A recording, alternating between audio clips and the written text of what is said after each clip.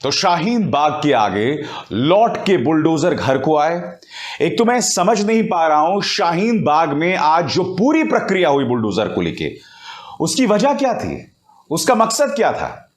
कार्यक्रम की शुरुआत में मैंने आपको शाहीन बाग का एक निवासी दिखाया जो बुलडोजर के सामने बैठ गया और उसने कहा कि मैं इस बुलडोजर को चलने नहीं दूंगा। आप जानते हुआ क्या हुआ? ये कि वहां के जो नुमाइंदे थे, वहां के जो विधायक थे, वो पुलिस से मिले और जो बुलडोजर लेकर आए थे उनसे मिले और उन्होंने कहा कि भैया इससे पहले जितना भी यहां पर अवैध एनक्रोचमेंट था, इलीगल एनक्रोचमेंट था, वो हम पहले ही हटा चुके हैं। अब यहां कुछ नहीं रहा आपको हटाने के लिए। बस इतना कहना था और बुलडोजर ने यू टर्न ले लिया। सबसे बड़ा सवाल, अगर इतने से कहने पर ही आपको यू टर्न लेना था, आपको बुलडोजर्स वापस ले जाने थे, तो इतना ड्रामा क्यों? पूरा मीडिया वहां पहुंचा हुआ था, जबरदस्त ड्रामा हुआ। मैं आपको बताता हूं ड्रामा क्यों किया गया दोस्तों।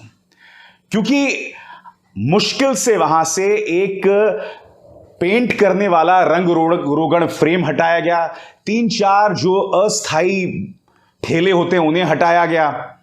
इसके अलावा कुछ नहीं हुआ वहां पर, मगर ड्रामा इतना जबरदस्त हुआ। क्यों? क्योंकि शाहीन बाग था। शाहीन बाग के जरिए भारतीय जनता पार्टी की एमसीडी एक संदेश पूरे देश को देना चाहती थी, क्योंकि इनके लिए बहुत आसान है शाहीन बाग के साथ रोहिंग्या, बांग्लादेशी, एंटी नेशनल, जिहादी, फलाना ढिमकाना ये सब जोड़ना। इसलिए इन्होंने शाहीन बाग में ये सब ड्रामा किया। मगर आज मैं आपके सामने कुछ सवाल रखना चाहता हूं।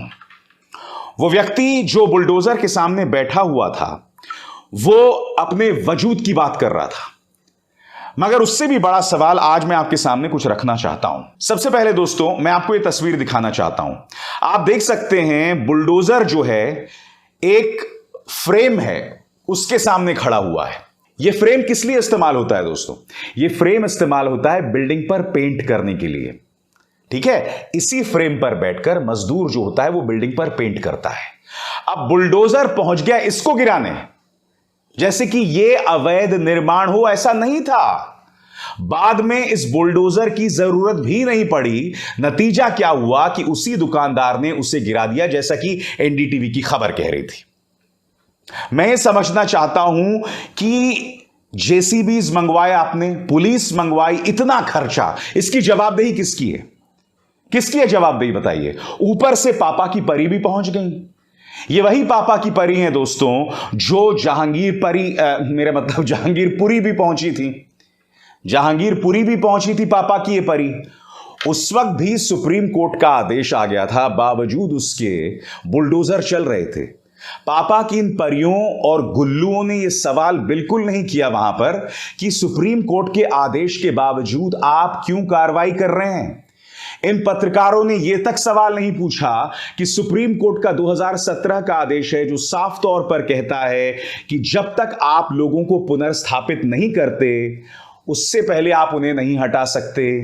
इसके अलावा जो स्थानीय नगर पालिका के कानून हैं 1957 से लेके, वो भी कहते हैं कि पहले आपको उन्हें नोटिस देना चाहिए और उसके बाद ही आप अवैध निर्माण को बुलडोजर के जरिए हटा सकते हैं। मगर ये लोग वहां खड़े होकर भाजपा की जय जयकार कर रहे थे। अब मैं आपको दो और तस्वीरें दिखाता हूं। यहां देखिए, पापा का एक गुल्लू बुलडोजर के ऊपर चढ़ा हुआ है। मीडिया ने आज एक बार फिर शाहीन बाग में बुलडोजर की सवारी की। इस मीडिया को सवाल नहीं पूछना चाहिए भारतीय जनता पार्टी से कि इतना पैसा खर्च के तुम ये बुलडोजर लाए और तुमने किया क्या? बताओ। क्योंकि अमानतुल्लाह खान जो कि विधायक हैं आम आदमी पार्टी से, उन्होंने कहा कि भाई जितने भी अवैध निर्माण थे हम उन्हें पहले ही हटा चुके हैं। उल्टा वहां एक मस्जिद थी, मस्जिद के सामने वजू करने के लिए, यानी कि जो हाथ मुंह धोते हैं नमाज से पहले, नमाज के बाद, वो उसका एक छोटा सा इंतजाम था, उसे भी हटवा दिया गया था। मैं ये समझना चाहता हूं बावजूद इसके वहां पर एमसीडी क्यों पहुंची, ये पूरा ड्रामा क्यों खेला गया, और सबसे बड़ी बात आखिर मीडिया ये सवाल क्यों नहीं उठा रहा। हुआ क्या? ऐसा नहीं कि बहुत वहां मकान आपने तोड़ दिए। उल्टा, जैसे कि ये पत्रकार बता रहे हैं कुमार कुणाल, शाहीन बाग में बुलडोजर आया, डराया और गया, गिरा कुछ नहीं पाया। बस सुबह से हुए नाटक से एक ही चीज हासिल हुई, वो था दिल्ली से नोएडा तक जाने वाले कालिंदी कुंज रोड पर भयंकर जाम। और इस वक्त शायद जब मैं कार्यक्रम रिकॉर्ड कर रहा हूं, इस वक्त मेरे घर पर 2:15 बज रहे हैं। इस वक्त घड़ी पर 2:15 बज रहे हैं और मैं दावे के साथ कह सकता हूं ये जैम अभी भी बना हुआ है। हमारे पैसे के जरिए ये सारा खेल हो रहा है और इस खेल का मकसद साफ है कि एमसीडी की चुनावों में भारतीय जनता पार्टी की हवा बनाना। आज शाम को न्यूज चैनल्स को बहस का मसाला मिल जाएगा। उस बहस में ये लोग सरकारी जो मौलाना है उनको बिठा लेंगे जिन्हें 5-5 हजार रुपए मिलते हैं और वो लोग कुछ अनाप शनाप बयान देते रहेंगे और भारतीय जनता पार्टी उसी को लेकर जो है उछलती रहेगी। बस खेल खत्म। आज इत्तेफाकन एक और खबर हुई थी जिसकी जिक्र मैं अभी थोड़ी देर पहले कर चुका हूं कि आज रुपया जो है डॉलर के मुकाबले अपने न्यूनतम स्तर पर पहुंच गया है।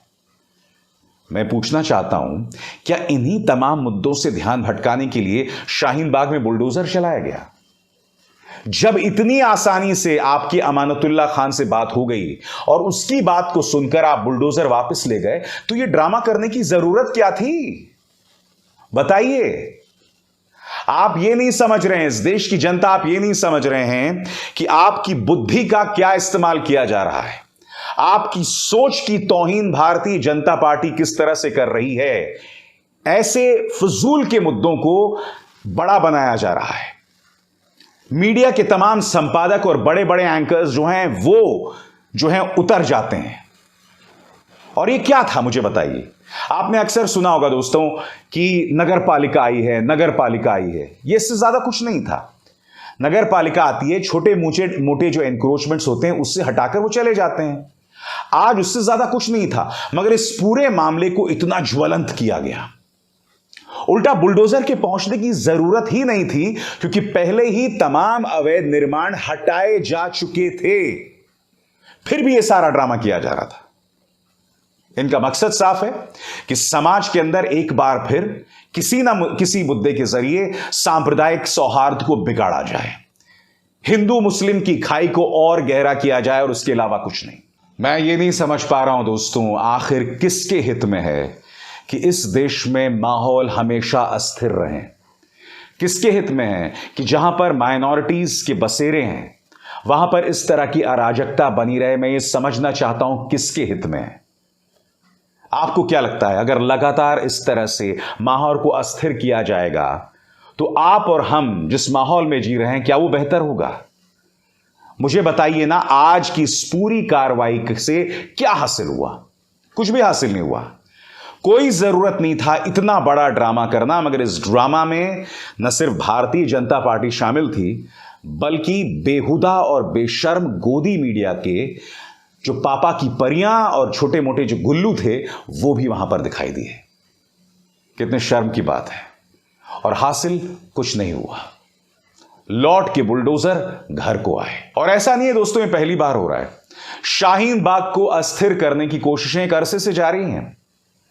मत भूलिए कि दिल्ली के चुनावों से पहले जब नागरिकता बिल के खिलाफ आंदोलन हो रहा था तब इस शख्स ने देश के गद्दारों को गोली मारो के नारे लगाए। कुछ दिनों बाद इन्हें सूचना और प्रसारण मंत्री बना दिया गया। देश के गृह मंत्री कह रहे थे कि भाई बाबरपुर में बटन दबाओ और करंट लगेगा शाहीन बाग को। शाहीन बाग में परिवार वाले लोग रहते हैं अमित जी। आपको क्यों लगता है कि उन्हें करंट लगवाने में बहुत अच्छा लगेगा? और इस तरह से लगातार लोगों को भड़का के 2 गोलीबाज भी वहां पहुंच जाते हैं जो गोलीबारी शुरू कर देते हैं। वहां पर लगातार इस तरह की हरकतें हो रही हैं। कोरोना के बाद वहां माहौल शांत हो गया था, मगर एक बार फिर एक सामान्य सी प्रक्रिया के जरिए वहां के तापमान को फिर बढ़ाया जा रहा है। मैं समझना चाहता हूं, क्या दिल्ली पुलिस या हमारी सुरक्षा एजेंसीज इस तरह की चुनौतियां लेना चाहती हैं? क्या आप बेवजह खतरों के खिलाड़ी बनना चाहते हैं? देखिए, सरकार का क्या मकसद होना चाहिए? सरकार को क्या सूट करता है? सरकार को यह सूट करता है कि माहौल में अमन और शांति रहे। हालांकि आजकल तो एक भगोड़े पत्रकार का नाम अमन है वो एक अलग मुद्दा है। तो माहौल में अमन और शांति बनी रहे, यह हर सरकार का मकसद होता है। क्योंकि इससे होता क्या है, इससे आप और हम आसानी से रोजी रोटी कमाते हैं, बिजनेस का माहौल बेहतर होता है, इन्वेस्टर्स आते हैं, सबके लिए माकूल माहौल होता है। मगर बार बार जब आप चीजों को धक्का देते रहें, चीजों को बिगाड़ते रहें, चीजों को अस्थिर करते रहें, मैं समझना चाहता हूं इससे फायदा किसका है? अरे यही चीजें तो पाकिस्तान का आईएसआई चाहता है ना, यही चीजें देश के दुश्मन चाहते हैं। क्योंकि देखिए, अगर देश में अस्थिर माहौल रहेगा, देश में लगातार तनाव रहेगा, देश में रोजी रोटी के मौके खत्म होते रहेंगे, तो फायदा तो उन्हीं को है, फायदा हमें नहीं है। फायदा एक आम भारतीय को बिल्कुल भी नहीं है, क्योंकि अगर नौकरी ही नहीं रहेगी तो वो व्यक्ति अपने बच्चों को रोटी कहां से खिलाएगा? और नौकरी तभी नहीं रहेगी जब आप माहौल को हमेशा भड़का के रखेंगे, जब माहौल में हमेशा दंगे की आशंका बनी रहेगी। आज की इस पूरी कार्रवाई को लेकर मेरे दिमाग में सिर्फ यही चीज आ रही है और इसके अलावा कुछ नहीं। मैं उम्मीद करता हूं कि जो लोग इसको बढ़ावा दे रहे हैं वो लोग इस पर गौर करेंगे, जो लोग इस पर ताली बजा रहे हैं, इस बुलडोजर की तस्वीर को देखकर जो लोग ताली बजा रहे हैं ना, वो भी सोचेंगे कि आप खुद का नुकसान कर रहे हैं। और जो लोग खामोश हैं, जो लोग कुछ नहीं बोल रहे हैं, उन्हें पता होना चाहिए कि लगेगी आग तो आएंगे घर कई जद में। यहां पर सिर्फ हमारा मकान थोड़ी है। आज तुम खामोश हो, कल ये आग जब तुम्हारे दरवाजे पे पहुंचेगी तब तुम्हें बचाने वाला कोई नहीं बचेगा। मेरे इन शब्दों को याद रखना। नमस्कार। स्वतंत्र और आजाद पत्रकारिता का समर्थन कीजिए, सच में मेरा साथी बनिए। बहुत आसान है दोस्तों, इस ज्वाइन बटन को दबाइए और आपके सामने आएंगे ये 3 विकल्प, इनमें से एक चुनिए और सच के इस सफर में मेरा साथी बनिए।